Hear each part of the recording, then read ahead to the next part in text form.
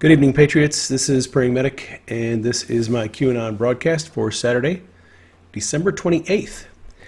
Welcome to the broadcast. Those of you who are following along at home, you can find Q posts on a number of different websites, including qanon.pub, qmap.pub, and one of my new favorites, qanon.news/Q.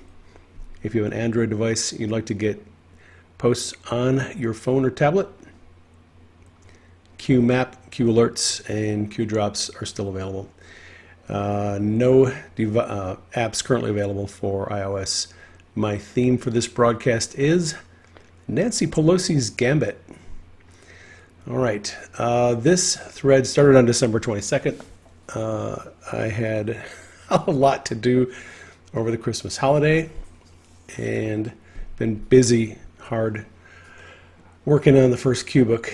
That's pretty much all I've been doing for the last 4 or 5 days. So I apologize for the lateness of getting this broadcast out, but here we go. Q has been busy today, so we'll get caught up.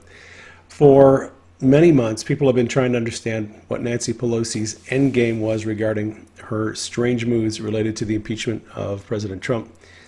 This broadcast is going to, I'll share some of my observations on what goal I believe her strategies and tactics are pointing to. Ever since Donald Trump was elected, the deep state has been on defense. No one expected Hillary to lose. That's the biggie. Q posted this back in, November of 2017. Why, hours after the election, did 7 people travel to an undisclosed location to hold a very private and highly secure, guarded meeting? Why didn't Hillary give a concession speech? When was the last time a presidential candidate didn't personally give a concession speech? So the night of the election, they all got shocked, they were stunned, and they had to start making plans. And I believe this private meeting was the beginning of their plans since they were on defense. What do you do when your plans go horribly wrong? Well, the deep state knew it could not reverse the outcome of the election, so it opted for Plan B. The Mueller investigation was created as a blockade to prevent Donald Trump from doing the things that he needed to do. Q has implied many times that the Mueller investigation was a blockade. It was designed to limit the president's ability to maneuver, designed to stall for time until the midterm elections in 2018. It was designed to terminate House ongoing investigations. And there's a lot of different reasons why they created the Mueller investigation. For all we know, they may still have had the Mueller investigation going on currently if the president had not found a way to stop the investigation. However, the president was able to get the Mueller investigation to come to a halt, and I believe that came when Bill Barr took over as Attorney General. Barr was able to impose his view of the obstruction of justice statute on Mueller's investigation, effectively bringing it to an end. So the president can't allow the Justice Department to begin arresting criminals in the deep state as long as he is under public suspicion of committing crimes himself. And the Mueller investigation, one of the goals of that investigation was to make the public think that Trump was committing crimes. So when the Mueller blockade was removed and Trump was no longer under criminal suspicion, he could begin discussing the criminal activities of the deep state. Therefore, Nancy Pelosi's new plan would be to keep him under criminal suspicion. That would delay him from pursuing the prosecution of real criminals. So that for the next phase, Nancy Pelosi recruited Adam Schiff, Jerry Nadler, Democrat members of Congress, to use their platforms to continually suggest that Trump is a lawless tyrant. That is what the impeachment hoax is about. It's a smear campaign. It is aimed at making Trump look evil, dishonest, and the media, of course, is quite compliant with that agenda. But the impeachment hoax has another objective. One of its objectives is to paralyze the Senate. Chuck Grassley is a smart guy. He knows that Pelosi's threat to withhold the articles of impeachment is intended to screw up the Senate's ability to schedule important meetings. In a tweet, he specifically mentioned the likelihood that the House, and Nancy Pelosi specifically, because she didn't get permission from the House to do this. She's doing a lot of this just unilaterally. She didn't ask for a House vote to go into the impeachment inquiry. She just decided they were going to do it. And now she unilaterally decided to withhold the articles of impeachment from the Senate. So Chuck Grassley pointed out that it looks like it's an attempt to mess with the schedule. Senate can't schedule anything with the Supreme Court. Justice Roberts would have to preside over an impeachment, and they can't schedule that as long as they don't know when the articles of impeachment are coming over. That also creates a lot of other problems. As long as Pelosi is withholding the articles of impeachment, the Senate can't schedule hearings. They can't schedule with the Supreme Court. Justice Roberts. Q posted this on the 22nd. Why are the two articles of impeachment being held by Pelosi? Will holding the articles actually impact the decision of the Senate? No. Will holding actually provide a better scenario, public opinion, for Dems? No. Will holding them actually sway elect senators to change their vote? No. When blackmail and threats no longer work, why are the two articles being held by Pelosi? What happens when the articles of impeachment are sent from the House to the Senate? Can the Senate conduct other business during that time? No. What value might exist by holding the articles?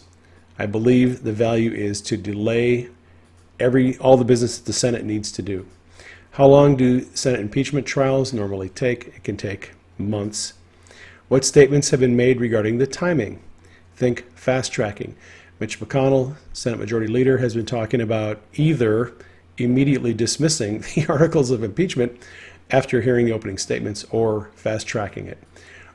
What statements have been made by Chairman Graham regarding Senate FISA hearings and witnesses? Why is Pelosi holding the articles of impeachment? Right. So Q here is implying that this is all about messing with Lindsey Graham's hearings regarding FISA abuse and the witnesses he wants to call. Lindsey Graham said he wants to call Rod Rosenstein. He wants to call everybody who signed the FISA warrant for Carter Page. So we're going to listen to what Lindsey Graham had to say. Here's a video interview. Methods got queued for this video.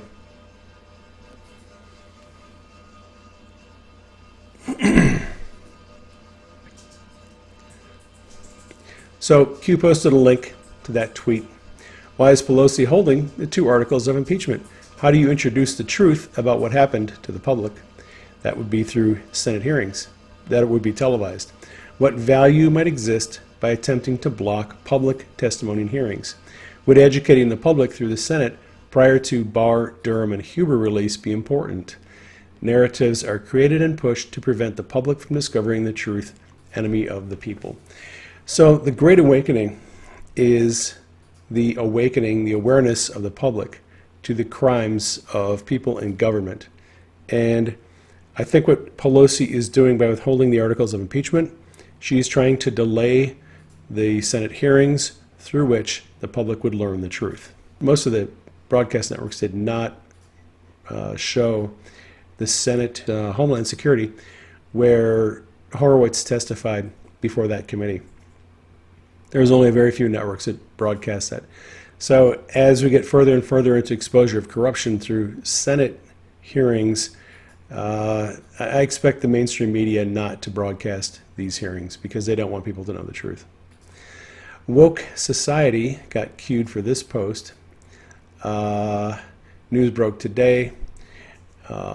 This is a report that Admiral Rogers, former NSA director, is cooperating with Barr and Durham's investigation of Trump Russia. Q had actually hinted at this back in July.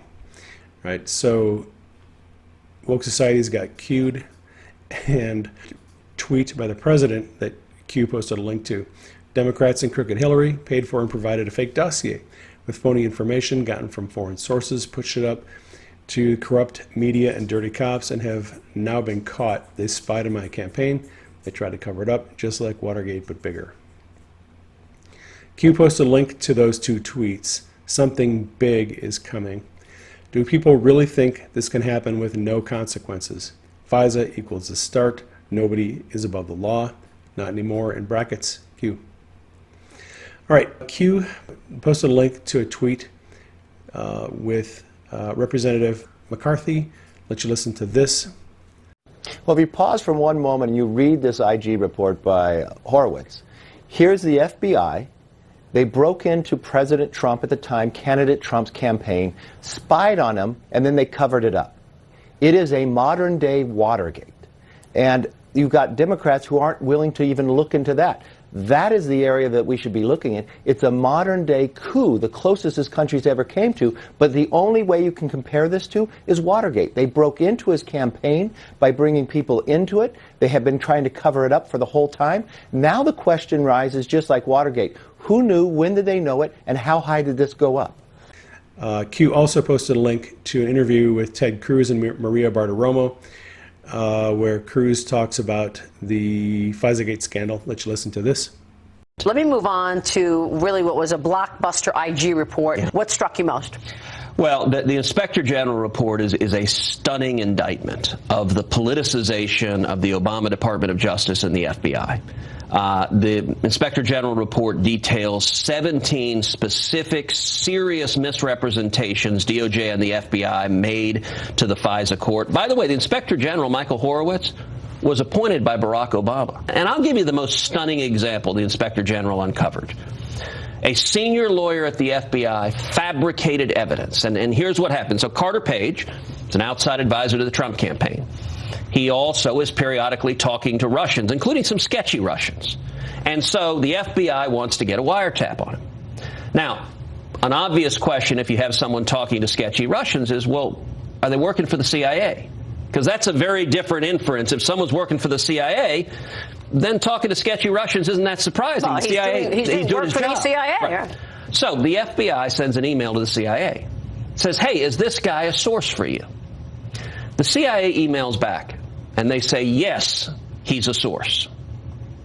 The FBI Assistant General Counsel takes that email, and he alters it. He types in the words. So CIA said, yes, he's a source. The FBI lawyer types in, no, he is not a source. Unbelievable. 180 degrees, exactly opposite. He then sends that email on to the Department of Justice that uses that as the basis for a sworn statement to the FISA court to get a wiretap. By the way, the Inspector General report also talks about it. So let me just say, that's unbelievable. For the IG to have found this, you want to talk about good investigating. I mean, they dug through the original documents, and someone on the IG team noticed the original email from CIA, the forwarded email, and compared and said, wait a second, these words aren't in the first one. I'll tell you what the IG report says. When they questioned this Assistant General Counsel at the FBI, they said, hey, how did this email change? He initially denied it. He said, oh, I don't know how it changed, no idea. And then they pressed him, then he's like, yeah, okay, I changed it. That is on its face criminal conduct. If you or I did it in a car wreck case, if you got in a car wreck and you were in court and you doctored fraudulent documents and submitted it to the court, you or I would serve jail time for that. That's senior leadership at the FBI. That's how badly they wanted to spy on Donald Trump and get Donald Trump. It is a horrifying abuse of power. It's horrifying. Do you think people will go to jail?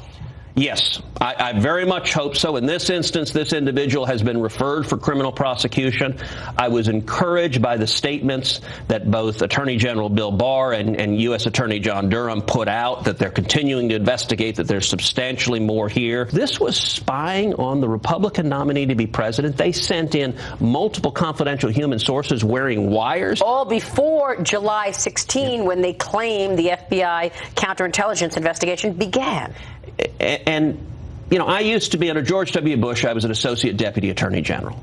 I spent 5.5 years as Solicitor General of Texas. I've spent a lot of time in law enforcement. I got to say, in any ordinary law enforcement, any responsible leadership, if someone had come in and said, hey, let's wiretap and spy on Hillary Clinton or Bill Clinton or John Kerry, it's possible, if there was a mountain of evidence and serious criminality, that you would end up approving that. But you better believe you would cross every T and dot every I, and you would press and say, all right, what's the evidence for it? What's the basis? Because you know it would get checked. One of the things that's so offensive It's clear these guys assumed Hillary would win, which would mean there'd be no accountability at all. They could get away with this because no one would check. While the Trump investigation was going on, there was another investigation going on into Hillary Clinton's emails. 33,000 emails gone. She used bleach bit and a hammer to get rid of her devices. I mean, if that's not obstruction, I don't know what is.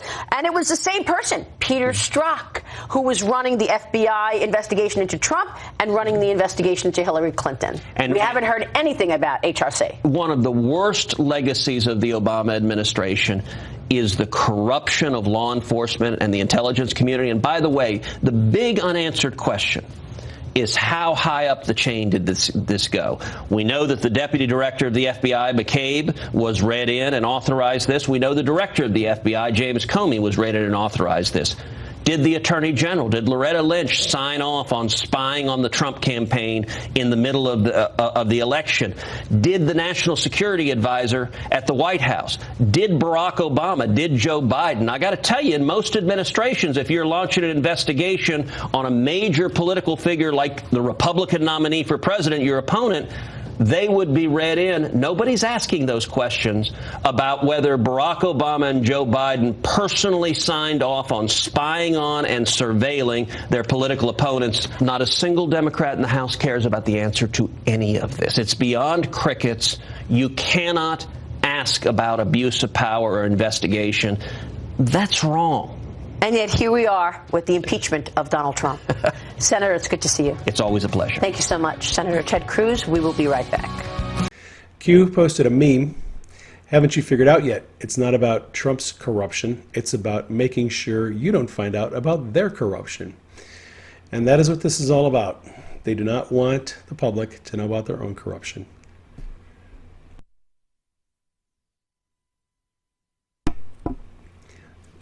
Next post by Q is a meme, Spygate. Never has a president left office to collude with others to impede the next sitting president of the United States of America until Obama. And Anon responded to Q, toying with the enemy, don't get smug. Q reposted this meme. Dan Scavino, who is, he manages the president's social media accounts. He posted a picture on his Twitter timeline on the 22nd and said, meme this. So people were posting memes on there. Apparently Q picked up one of the memes and posted it. When you finish typing, just sign it Q+. All right, for those of you who are listening in audio, it's a picture of Scavino and Trump at a computer. I strongly suspect Dan Scavino is on the team. It would be hard for Q and Trump to synchronize their tweets and posts if Scavino was not involved. All right, a link to a Breitbart article. A new study predicts that by 2022, 26 districts that currently have conservative representatives will be held by liberals due to increased immigration. Red state governors aren't helping when they increase refugee settlement numbers in their states. Doug Ducey, governor of Arizona, is one of the governors who is helping with legislation to increase refugee settlement, which of course is going to bring more potential Democrat voters. Q posted links to those two articles. Important to read and understand. Why do Dems want to flood the U.S. with illegal immigrants? This is not another 4-year election. Our democracy is at stake, power and control. Do not mistake this back channel tool, brackets, as a means to be complacent. Fight, fight, fight. Your voice and your vote matter. That's why I often give shout outs and tweet at my representatives like Andy Biggs and my governor, Doug Ducey, because I want people to know, I want them to know that we're observing and watching what they're doing. Why did the president fight so hard to have the citizenship question added to the 2020 census? This is an article, I believe, from June or July this year. Trump was not backing down in his effort to count citizens on the census. Q posted a link to that article. Why are Dems attempting to block the counting of illegal immigrants? 2 + 2 = 4. Use logic. What is the total number of illegal immigrants currently in the U.S.? It's a lot more than they want anyone to know. What is the real total number of illegal immigrants currently in the U.S.? By flooding the coastal states controlled by Dems, does this pull votes out of the heartland? At what point will your voice and your vote become null and void? 5 by 5, Q. 5 by 5 is an old used way of saying loud and clear. You're testing radios. You are testing for radio signal strength and clarity, and on a 1 to 5 scale, 5 being the most, 5 for clarity, 5 for signal strength, means loud and clear. And a lot of people have been asking me about that lately, and that is the answer. Q uses that a lot. So, Jeff Van Drew spoke to Maria Bartiromo about the pressure that was put on him by the Democrat Party to fall in line regarding impeachment, which caused him to switch parties. Interesting interview. I don't want to include it in this because I could get hit with a copyright strike, but Van Drew basically said that there was a lot of pressure put on him to vote in favor of impeachment, even though he didn't feel like impeachment was warranted. And the pressure made him realize that the Democrats require you to walk in lockstep with them, or they will threaten you and make your life miserable. And that was reason enough for him to switch parties. So Q posted a link to that video and wrote, "Watch and listen carefully. Dems threaten and call independently elected officials to fall in line, follow orders in brackets, or face being ousted. Who controls the D party? Who really controls the D party? Threat, if a major political party can be controlled, in brackets, does that represent a clear and present danger to the United States of America? GS, in brackets, Q." GS, of course, refers to George Soros, who is the one who really controls the Democrat Party. All right, flashback. This is from November 11 of 2017, one of Q's early posts. Hard to swallow, important to progress. Who are the puppet masters, the people who control the politicians? House of Saud, 6 plus plus plus, 4 trillion. Rothschilds, 6 plus, 2 trillion. Soros, 6 plus, 1 trillion. Focus on the above 3. Public wealth disclosures are false. Many governments of the world feed the eye. That comes through slush funds, war, environmental PACs, many different ways in which governments rip off taxpayers, but that money ends up in the pockets of these people who control the politicians. Q said we have a really special place picked out for George Soros. Really special. Yes. A lot of people think that it is the squad, AOC, Tlaib, who are in control of the Democrat Party. Even Sean Hannity says that Nancy Pelosi is speaker in name only. Well, that's true, but it is not the squad that controls the Democrat Party. It is George Soros. They all take orders from him. At least they do for now. Devin Nunes thanked the anonymous people on Twitter whose research helped uncover Spygate corruption. He did a shout out on a video interview. Q posted a link to that, 5 by 5. Q just wanted us to know that that included Anons and those who do research. Anand said, let Mr. Nunes know he is very welcome. It gets very wild in here at times, but the real Q research gets done despite all the BS going on around us. And Q responded, keep up the good fight, Anand's Q. Meme here, it was hell out there and we were surrounded. The shills came at us from all sides in a relentless attack. Myself and another Anon made this meme back in January of last year, an oldie but a goodie. Thanks, boss, you just made my day. So hat tip to the Anon who made the meme. All right. Chuck Woolery tweeted out, America's newsroom is us. We have all become the alternative news media. That is correct. Woolery got queued. So a couple of thousand people hit his tweet. Always a good thing. This is an interesting article from Breitbart. If you're looking to do some research, check this out. The title of the article is Soros-Backed Org Feels Deceptive Timeline for the Impeachment Case.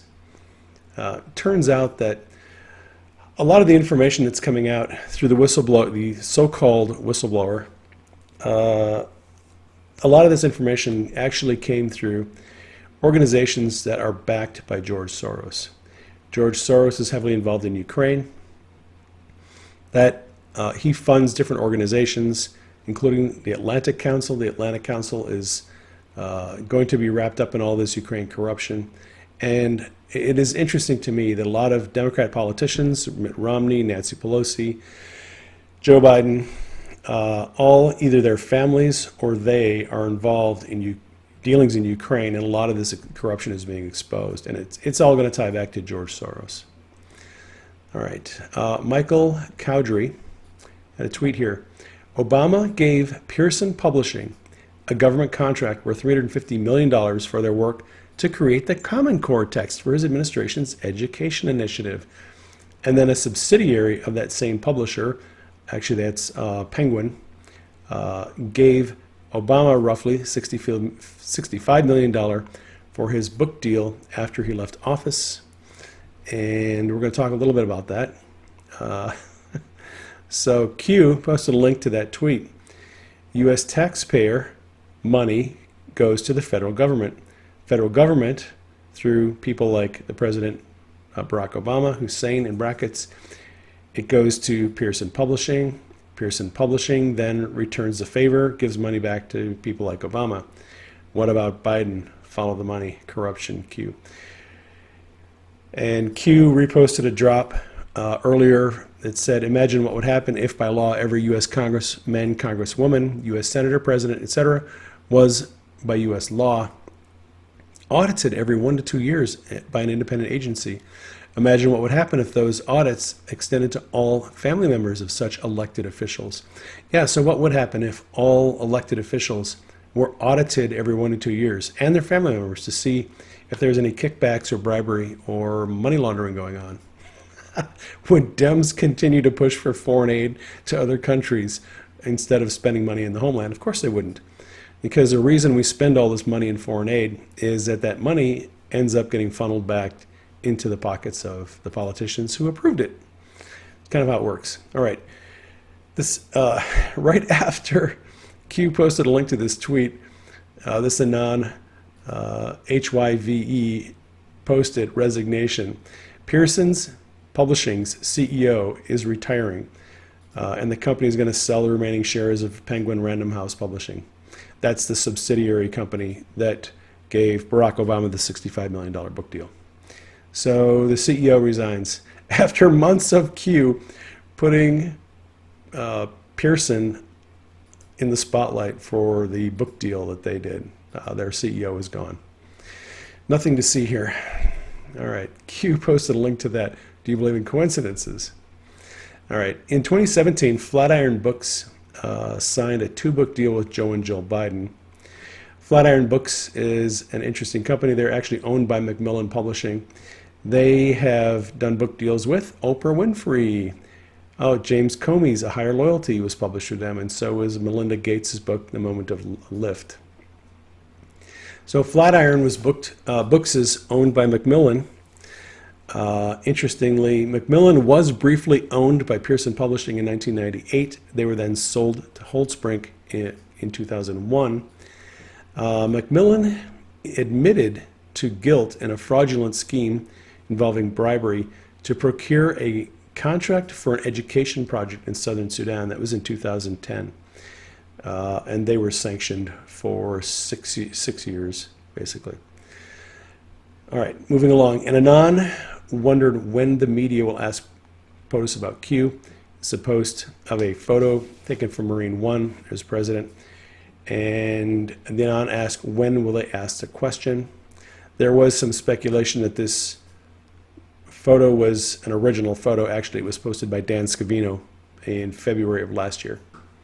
Q responded, something big is coming, Q. And this something big seems to be related to when will the media ask the question. My suspicion is that because the media has refused to ask the question, I think Trump is going to make a unilateral decision to confirm Q, maybe at a press conference, maybe in front of Marine One, at one of these little pressers, I wouldn't be surprised if the president just lets everybody know, oh yeah, by the way, since you won't ask the question, yes, Q is legit, and Q is my military intelligence operation. That's just my hunch. I don't have any evidence to support that, but that is my suspicion. And we'll see what happens. And Anon posted this, God wins. Q reposted it. God does win. In November of 13th of this year, Q posted a link to a video about Nancy Pelosi and her son Paul and their involvement in Ukraine's energy sector. Let's see, on the, what is this? This was last night. The president retweeted a One American News video that used footage from that same video. And here's the retweet. Q posted the president's tweet and his November link as a reminder. There's the link to the tweet, and here's a link to the YouTube video that he posted in November. Q then wrote, "They are fighting for their lives. Good people are in place, Q." So all this corruption is being exposed, and the corrupt people like Joe Biden and Nancy Pelosi are desperate to maintain control. All right. And Anon, a little while later, posted this. Donald J. Trump retweets himself 2 hours later, driving home the point. Q then responded, post drop 5x5 Q. So after Q reposted this video and the president's tweet, Trump then retweeted that video, but it's from a different account, but the same video. All right. Okay. The Heinrich 22 was cued for a video where Bill Barr asked what was their agenda after the election that kept them pressing ahead after their case collapsed. Let you listen to this video. But also, a few weeks ago, I told him that he should spend just as much attention on the post-election period. And I did that because of some of the stuff that Horowitz has uncovered, which to me is inexplicable. Inexplicable. Well, what I said is their case collapsed after the election, and they never told the court, and they kept on getting renewals on these applications. There was documents falsified in order to get these renewals. There was all kinds of withholding of information from the court. And the question really is, what was the agenda after the election that kept them pressing ahead after their case collapsed? This is the President of the United States. And Bill Barr has a very good point. What was their agenda? After the FBI found nothing but information that would prove that Trump's people were not colluding with Russia, why did the FBI continue the investigation? So there is Q's post of that tweet. Oh, by the way, before Joe Biden's 2017 book deal with Macmillan Publishing, he also published a book called Promises to Keep in 2008, and that was a book deal with Penguin Random House, which is a subsidiary of Pearson. So just doing a little bit of digging on that. Here's a tweet by Dan Scavino, that picture from Marine One. All right, CNN seemed a little panicked that the president is tweeting Q accounts. Let you listen to this video. And what's getting attention isn't just what the president is tweeting, it's who he's retweeting. Yeah, and some of these aren't really even people. He's retweeted bots and fan accounts of the conspiracy group QAnon. CNN's chief media correspondent Brian Stelter joins us now. Brian, we're not going to show the tweets because we don't want to aid in the spread of that junk. But the president has been on a bit of a tear recently. Worthy. But as you mentioned, Victor, citing QAnon accounts, citing these conspiracy theories, it shows that the president's sources of information are sometimes very unreliable sources. That video was posted by True Canuck 11. She got cued. Why are people panicking? Because, as Q said, people awake is their greatest fear, and people are waking up. All right, the deep state media is a little bit freaked out about reports that CIA Director Gina Haspel is involved in U.S. Attorney Durham's investigation of Spygate. This is an article published by Natasha Bertrand, and it just talks about concerns that Gina Haspel might be discussing John Brennan's role and other people's role in the CIA in Spygate. Q published a link posted a link to that tweet and wrote, Haspel was made director for a specific reason, right? So when President Trump was elected, he initially made Mike Pompeo CIA director for 1 year because he trusts Pompeo just about more than anyone else, and he had to have somebody in that position he could trust. Then Gina Haspel took over. She was actually the CIA's station chief in Europe, and stationed in London, 2014 to 2017.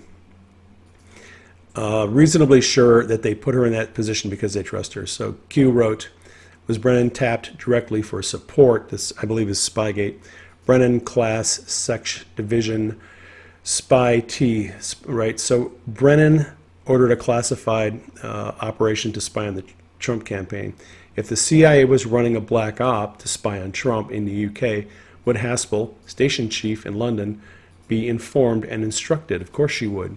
Would MI6 know about it? Of course they would. What about the meetings with Durham? The only way to restore faith is through transparency and accountability. Q.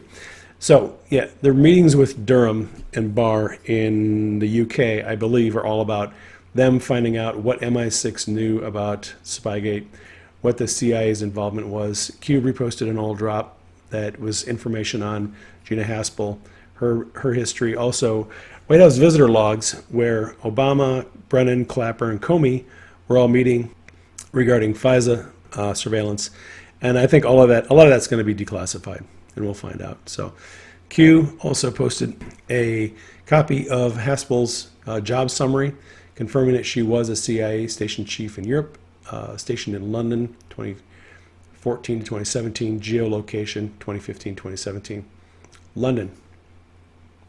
So until Q gives us any further information, I think we can trust Gina Haspel.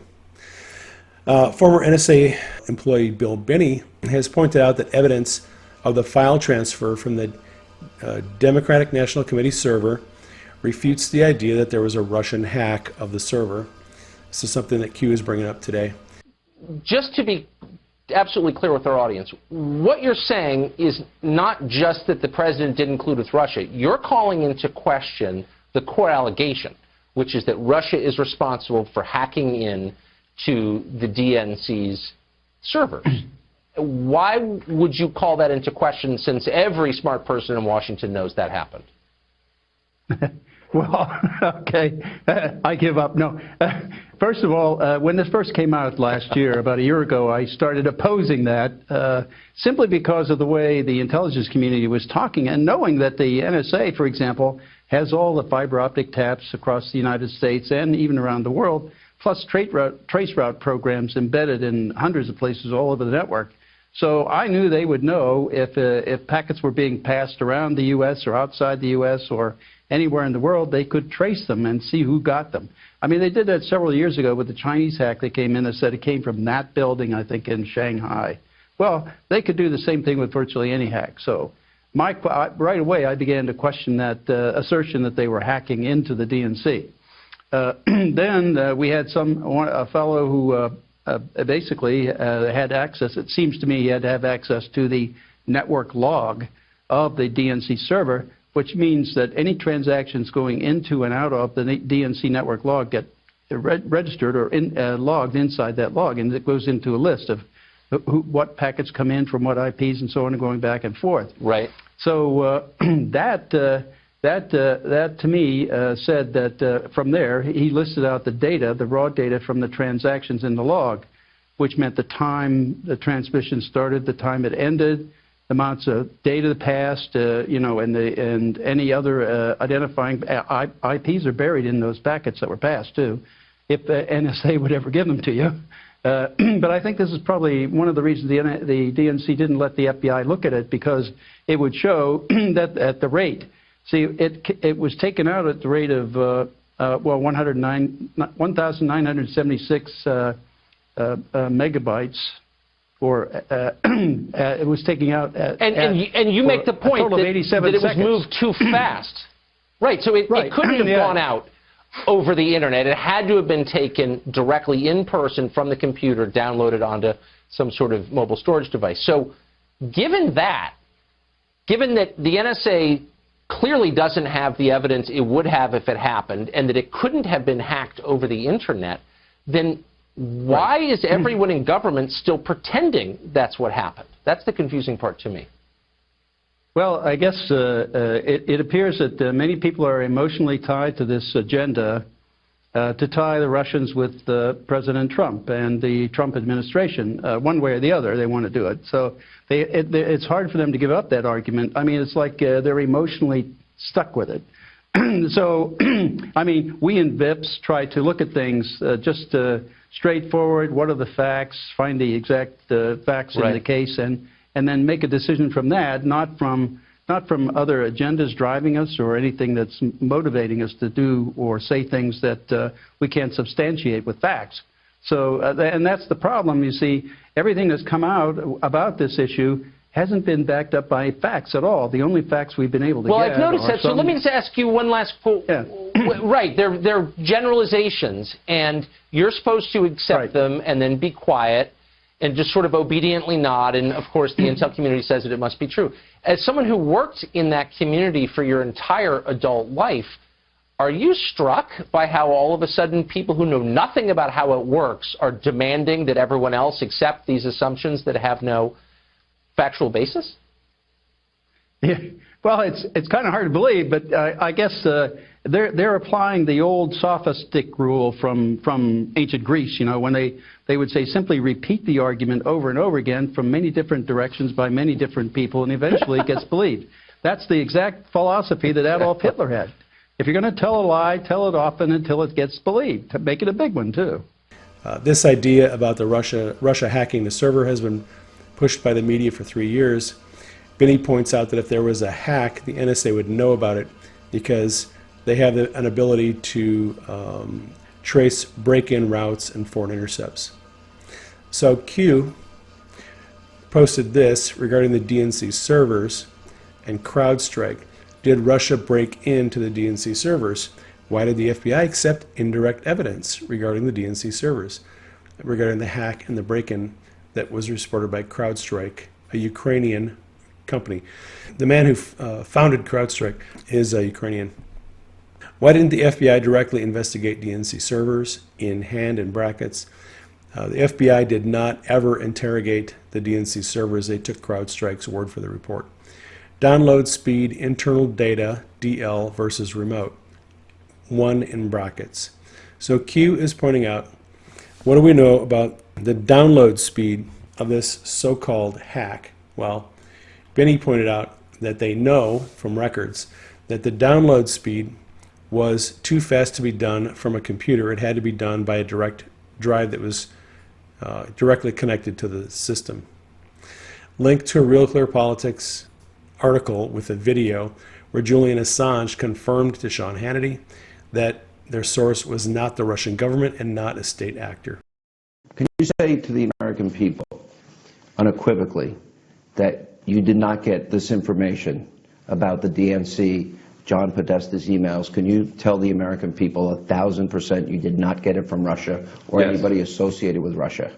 We can say, we have said repeatedly over the last 2 months that our source is not the Russian government and it is not a state party. At the end of that, there is a 1 in brackets.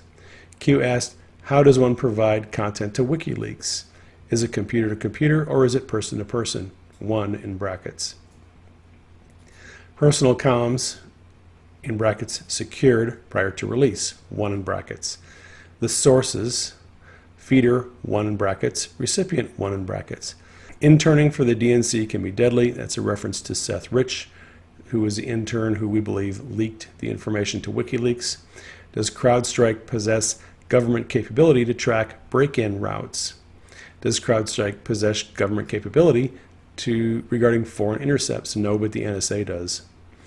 Possible to layer insert code, CrowdStrike in brackets, to designate intruder, intended target. NSA data bridge, DNC CrowdStrike, bulk data collection, matters of national security, highest level in brackets. FISA is only the beginning, hole is deep. Q. Q has previously suggested that when Assange gets to the States, he is going to provide evidence, source files, proving where this information came from, and that will debunk the Russia hacked the DNC theory. which was the beginning of Russiagate, really. Wherever a bracketed number 1 appeared in the above post, I believe that indicates a line of evidence proving the real source of the DNC file transfer. This is just my suspicion. As I looked at all these places where the 1 was in brackets, I just put them together. The download speed of the data, 1 in brackets. Assange's testimony, 1. WikiLeaks accepts person-to-person transfers of information. I don't know if they accept computer-to-computer transfer.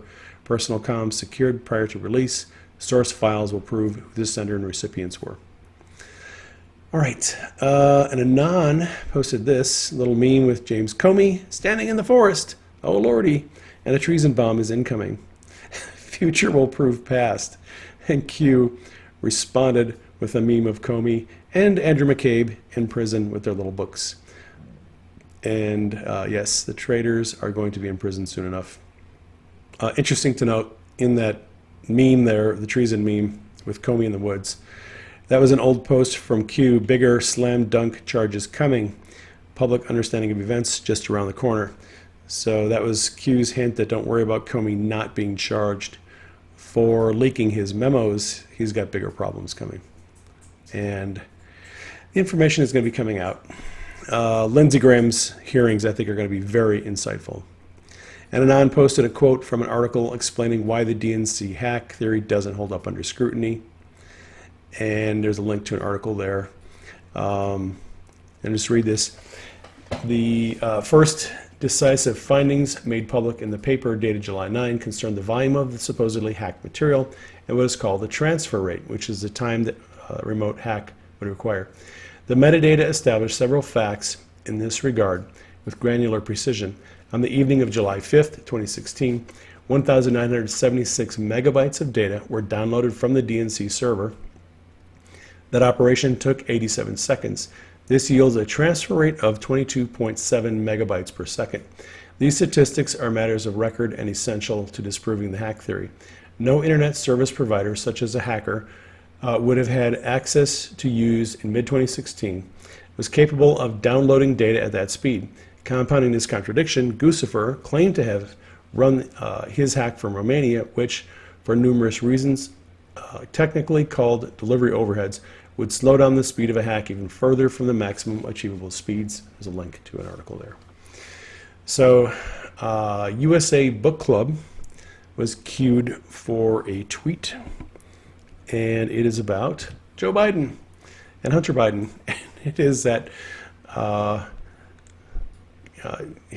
Biden's corrupt father, Hunter Biden's corrupt father, Joe, should be under criminal investigation too. Biden held back $1 billion until the Ukraine fired the prosecutor that was investigating his son's company, and then he lied about it. And of course, that famous video is there.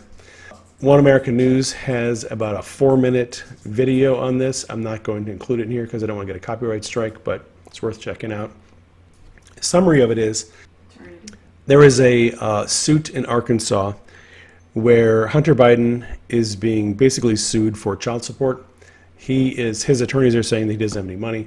So the court papers allege that Hunter Biden is connected to corruption and money laundering that he benefited from relating to Burisma Holdings, the Ukrainian company, and some money laundering through various banks in Europe.